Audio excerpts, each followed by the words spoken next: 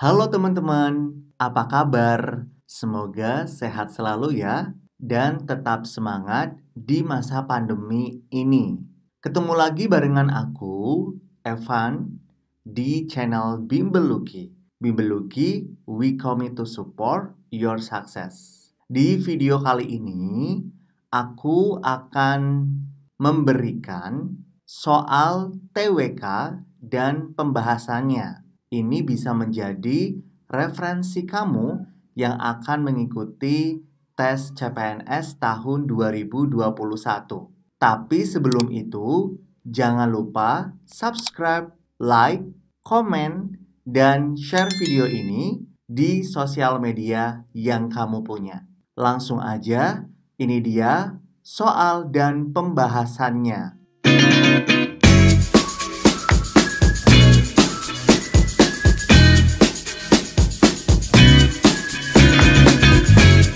Soal nomor 1. Otonomi daerah diartikan sebagai hak, wewenang, dan kewajiban yang dimiliki oleh suatu negara otonom untuk mengatur dan mengurus sendiri urusan pemerintahan dan kepentingan masyarakat setempat menurut aspirasi masyarakat di daerah tersebut untuk meningkatkan daya dan hasil guna penyelenggaraan pemerintah dalam rangka layanan terhadap masyarakat dan pelaksanaan pembangunan sesuai dengan peraturan perundang-undangan. Salah satu kebijakan otonomi daerah yang memberikan keistimewaan tersebut terhadap daerah tertentu merupakan implementasi nilai Pancasila yang merujuk pada sila ... A. Kelima, B. Keempat, C. Ketiga, D. Kedua, E. Pertama. Sebelum menjawab pertanyaan ini, teman-teman harus detail membaca soalnya dan jangan lupa juga untuk dipahami. Silahkan bagi teman-teman yang ingin menjawabnya, aku kasih waktu 5 detik.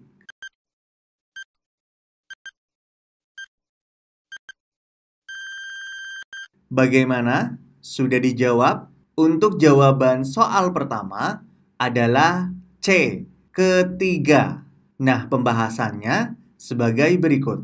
Bisa kita lihat di kata kunci kebijakan otonomi daerah.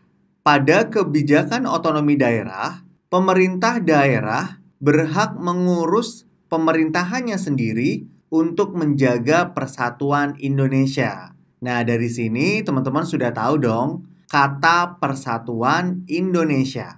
Jadi ada di sila ketiga. Soal nomor 2. Politik luar negeri Indonesia yang bersifat bebas dan aktif bertujuan untuk mengabdi kepada kepentingan nasional dan ... A. Mencari simpati dari negara lain. B. Turut membantu negara lain. C. Menjalin kerjasama yang bersifat menguntungkan. D. Mencari dukungan dari negara lain. E. Mewujudkan amanat penderitaan rakyat. Yuk, bagi kamu yang mau mencoba menjawab pertanyaan ini, silahkan aku kasih waktu 5 detik.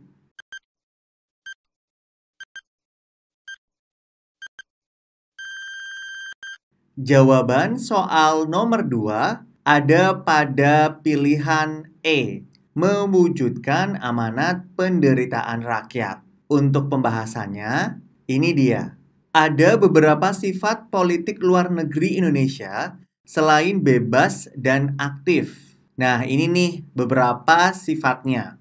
Anti-imperialisme dan kolonialisme dalam segala hal bentuk manifestasinya, dan ikut serta dalam menjalankan ketertiban dunia yang berdasarkan kemerdekaan, perdamaian abadi, dan keadilan sosial. Ada juga satu lagi sifat politik luar negeri Indonesia, yaitu mengabdi kepada kepentingan sosial dan amanat penderitaan rakyat. So, Jawaban ada di pilihan E.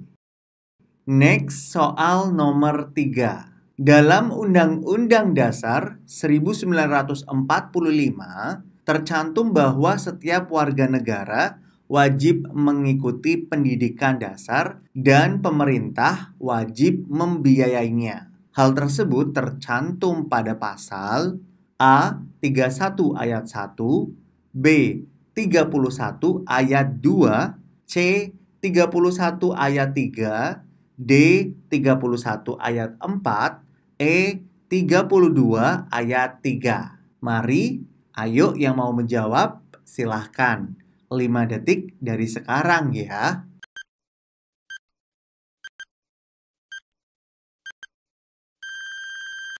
Bagi kamu yang menjawab pilihan B, betul sekali. Jadi jawabannya ada di pilihan B, yaitu pasal 31 ayat 2. Karena dalam pasal 31 ayat 2, Undang-Undang Dasar 1945 berbunyi seperti ini.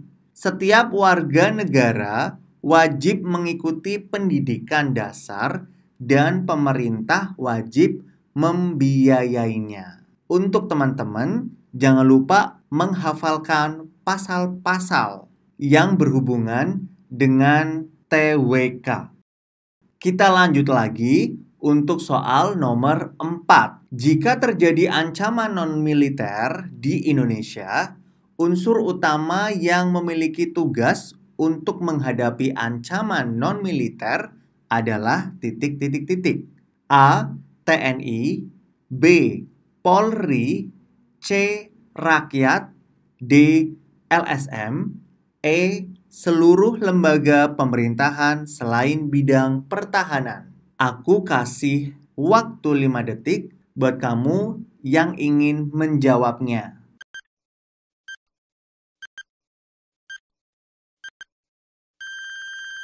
Jawaban soal nomor 4 ada di pilihan E. Seluruh lembaga pemerintahan selain bidang pertahanan. Jadi teman-teman, untuk lembaga pemerintahan yang ada di bidang pertahanan dan kewajiban untuk menangani ancaman di bidang militer, sehingga lembaga pemerintahan lainnya bertugas untuk menangani ancaman di bidang non-militer.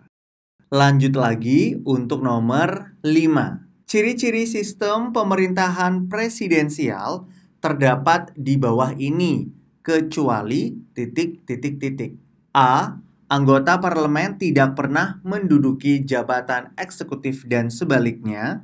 B. Eksekutif bertanggung jawab langsung kepada rakyat yang berdaulat. C.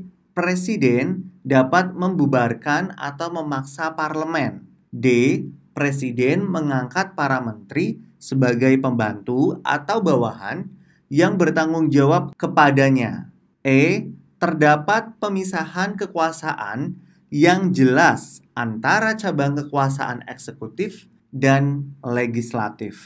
Sebelum menjawabnya, aku ingatkan di sini adalah kecuali. Jadi cari jawaban yang tidak tepat. Aku kasih waktu 5 detik.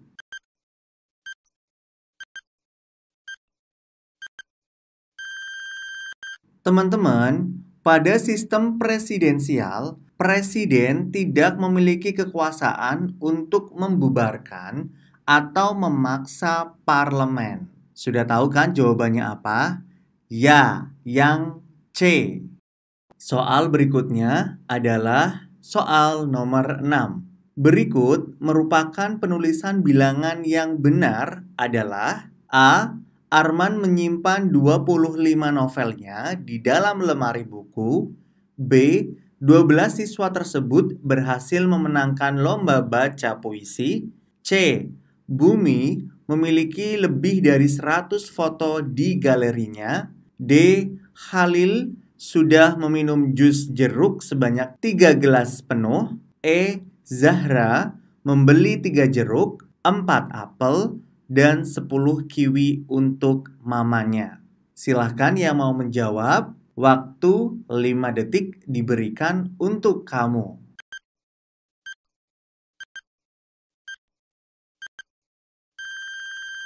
Oke teman-teman, kita lihat terlebih dahulu jawaban-jawabannya. Yang harus teman-teman ingat adalah penulisan bilangan dengan teks yang dapat dinyatakan dengan satu atau dua kata ditulis dengan huruf, kecuali jika dipakai secara berurutan atau perincian.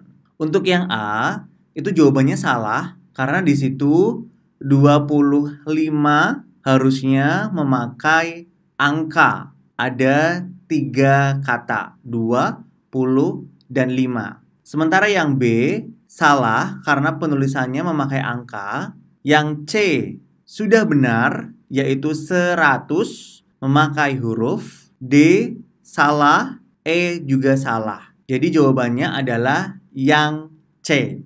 Lanjut ke nomor berikutnya, yaitu nomor 7. Sistem tanam paksa dan sistem usaha swasta merupakan contoh kebijakan Raffles selama memerintah di Indonesia. Perbedaan tujuan dari kedua kebijakan yang diterapkan tersebut adalah A. Tanam paksa bertujuan agar penggarapan sawah dapat diawasi langsung oleh Raffles. Sedangkan sistem usaha swasta bertujuan untuk mencegah gagal panen. Yang B, tanam paksa bertujuan agar petani memiliki tanah yang bebas dari pajak, sedangkan sistem usaha swasta bertujuan untuk mengurangi kerugian petani. Pilihan C, tanam paksa bertujuan untuk memaksa warga tunduk pada pemerintahan Raffles, sedangkan sistem usaha swasta bertujuan agar mudah melakukan usaha. Yang D, tanam paksa bertujuan untuk mengisi kekosongan kas negara Belanda, sedangkan sistem usaha swasta bertujuan untuk melindungi hak petani. E, tanam paksa bertujuan untuk mengisi kekosongan kas negara Belanda, sedangkan sistem usaha swasta bertujuan untuk memberikan kebebasan pada petani. Silahkan yang mau menjawab. Ingat ya, 5 detik dari sekarang.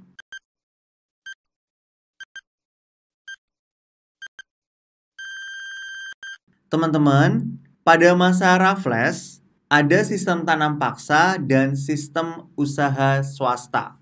Nah, aku jabarkan untuk tujuannya. Jadi, kebijakan tanam paksa yang dilakukan Raffles adalah untuk mengisi kas negara Belanda yang saat itu memang sedang kosong. Sedangkan sistem usaha swasta dilakukannya dengan tujuan untuk melindungi hak milik petani. Jadi untuk jawabannya adalah pilihan D. Next, nomor 8. Salah satu fungsi negara adalah sebagai penyelenggara kedaulatan rakyat dan menetapkan undang-undang dasar. Hal tersebut merupakan fungsi negara dalam hal titik-titik-titik. A. Eksekutif, B. Federatif, C. Konstitutif, D. Legislatif, E. Yudikatif. Silakan untuk menjawabnya. Jangan lupa 5 detik dari sekarang.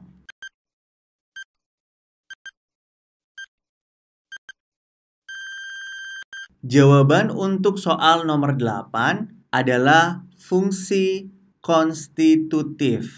Ya, di pilihan C. Jadi, fungsi konstitutif adalah fungsi dalam menyelenggarakan kedaulatan rakyat, yaitu dengan menetapkan undang-undang dasar. Fungsi ini dilaksanakan oleh MPR pasal 1 ayat 2. Perubahan ketiga Undang-Undang Dasar 1945 pasal 3 ayat 1. Lanjut yuk di soal nomor 9. Penulisan huruf kapital yang benar untuk nama jabatan kecuali titik-titik-titik. A. Gubernur Papua Barat sedang berpidato di Hari Kemerdekaan Indonesia. B. Kegiatan besar-besaran itu direncanakan oleh departemen. C. Sidang penting itu diadakan di ruang kementerian. D. Sidang akhir tahun lalu dipimpin oleh presiden. E. Wakil Presiden Adam Malik sedang berkunjung ke negara tetangga. Monggo teman-teman yang mau menjawab, aku kasih waktu 5 detik.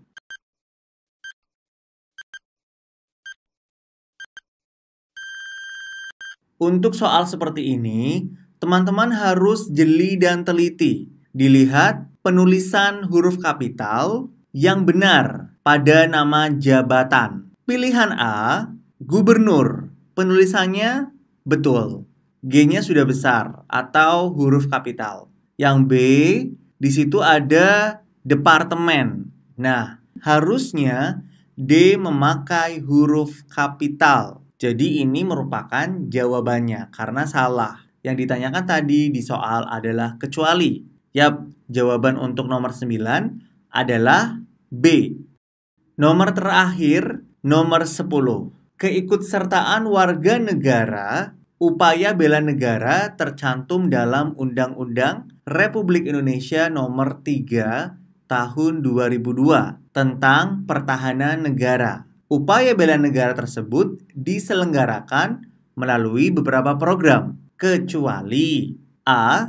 Menjaga sistem pertahanan dan keamanan rakyat semesta. B. Pelatihan dasar kemiliteran secara wajib. C. Pendidikan kewarganegaraan. D. Pengabdian sebagai prajurit TNI secara sukarela atau wajib. E. Pengabdian sesuai dengan profesi. Silahkan teman-teman, bagi yang mau menjawab, aku kasih waktu 5 detik dari sekarang.